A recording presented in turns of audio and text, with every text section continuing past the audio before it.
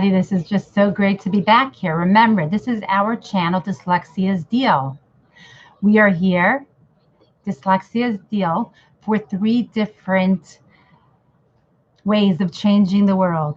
The first way is to teach parents, you guys, it's the parents, it's the children, it's anyone who has been exposed to dyslexia, but especially those involved with it every day. So it's those parents and those teachers to understand dyslexia better and fix the world. How's that going to happen? Using our title, Dyslexia's Deal. Number 1, dyslexia is the big deal. That means dyslexia is the deal that you get from God that you're going to go and grab if you were given a choice. Number 2, dyslexia is little deal. Now, you can make dyslexia into a little tiny deal when it could have been expanded into a horrendous situation when your child is working hard at something or doesn't want to do something or is crying or doesn't involving reading and writing. You can make that deal and turn it into a little deal. And finally, we have Dyslexia's deal. Guess what? Dyslexia has a deal for you. Dyslexia has a deal for you. What does that mean? Dyslexia wants to teach you something so you could change the world, starting with you, your child, your household. That's the world. Believe me, that child is your world. So those are the 3 things we're here for you. So hit that subscribe button right now. I'm waiting now.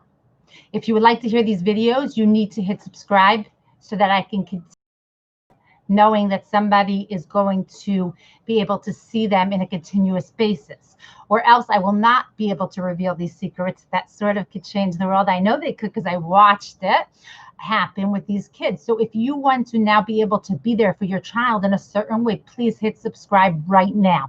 I need at least 5 subscribers per video at least.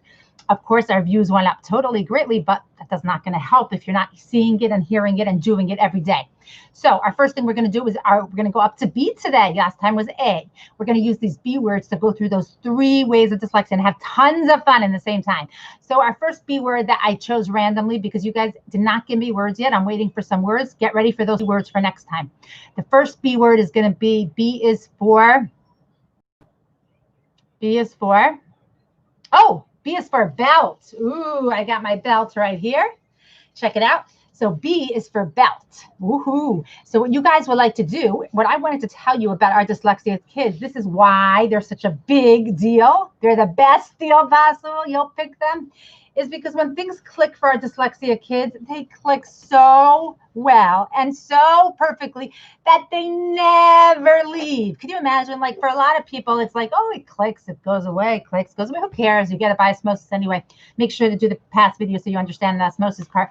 But what's going on with our kids right here, it clicks 1, 2, 3. And do you see how this belt works over here, all the parts to it? If you ask any child who has dyslexia after they see a belt one time, if you're looking at it, I could ask you a question. How many gold parts were there? How big was that thing sticking out? I mean, this is like, gibberish to me.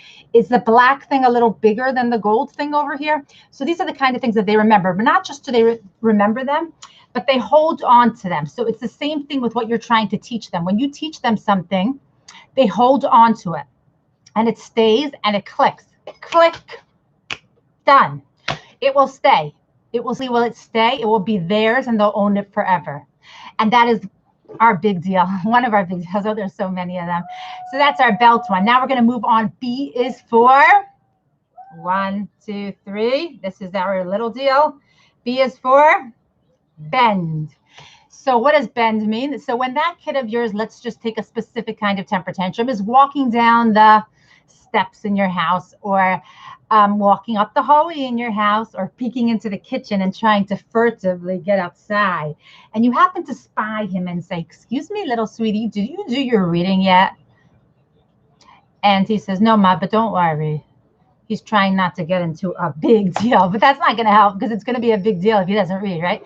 So then you say to him, you know what, sweetie, you look like you need some time outside. Okay, go outside and play, have some fun. But when you come back, I would like you to, I'm going to do a game with you with reading. You don't have to read all that. 3 pages, come on, for a 3rd grader. What do they think they're doing?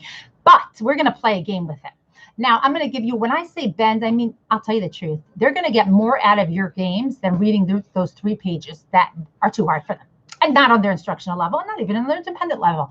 But the content and the comprehension could be theirs. So why are we fighting with them? They're going to learn what they need to learn, and I'll teach you how. Don't worry. They could come to me. I have programs right now, remote programs, perfectly done, perfectly styled for your kid. I would say they're even better than the one-on-one ones. The kids love them. We have raffles and prizes, interactive whiteboards. The kids sit there like, woo, this is it. And they're going up, up, up. As I always say to the kids, you're going up like this. Oh, here's another belt strategy. So everybody else is, over here, and their reading and language are on the same level. Doop, doop, doop. Now your language is over here. Your reading's over here. And so you're going boom, boom, at the same time that they're going la, la, la, la, la, la, la. And you're trying to reach your language level. So your training is going super high. So, of course, the notches in a belt explain that perfectly. As long as we stay almost temper tantrum and the tears are coming and they're welling in his eyes, those beautiful blue eyes that look when he was a baby, those gorgeous, gorgeous lashes. And he's looking at you with the tense atmospheres exploding out into the road where he really wants to be right now.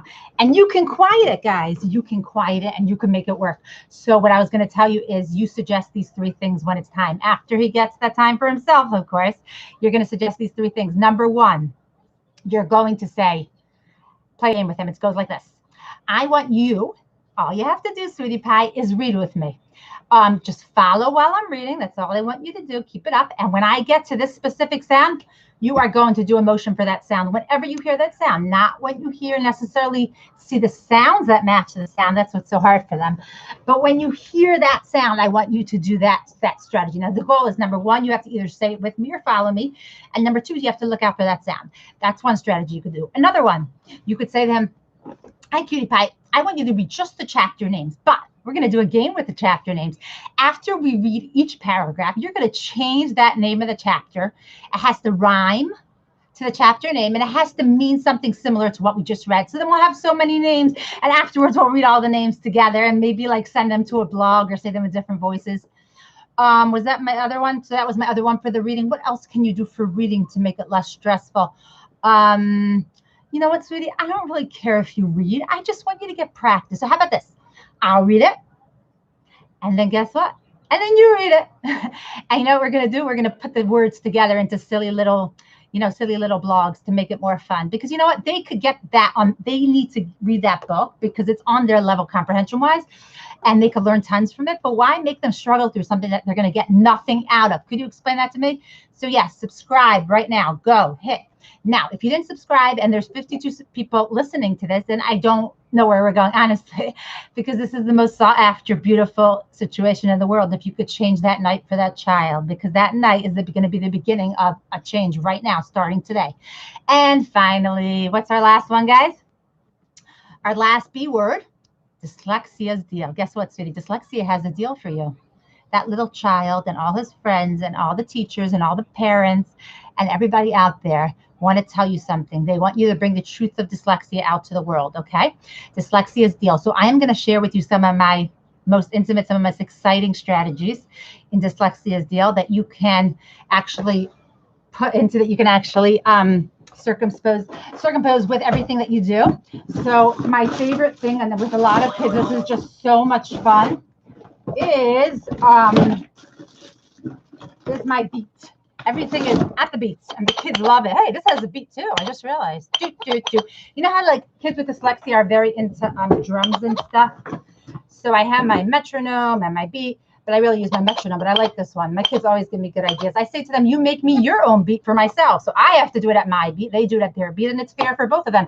So instead of timers, you should look more at beats, because beats are going to tell you more from these kids who can, they know how to get around timers and things like that, because they're so good at memorization. And by the way, memorizing and reading something is fine as long as they're reading it. Because when you read something so many times, like sort of smoothly and easily, that's great. Oh, I have to be less quiet over here. So this one goes up to different parts. You can go to 60, you can go to 80, you can go to 120. 120 would be a half a beat per second. 60 is 1 second per beat, 1 second per thing. So really you need consistency more than anything else. Now the kids will love this because they could change the sound of the drums, and they can try it at different angles until they get it. And then they can really test themselves and see how far they could go. So diced and dosed, finally, what are we going to do? Let's say you had that reading and you had a beat what could you do? Please answer me right now in our comments. What can you do to integrate a beat, any drum of a beat, into a reading activity that your kid does not want to do to make it more fun? I'm waiting for those answers. And if we have 5 subscribers from this video, then we'll continue next time. Looking forward, guys. Have a great day. You better.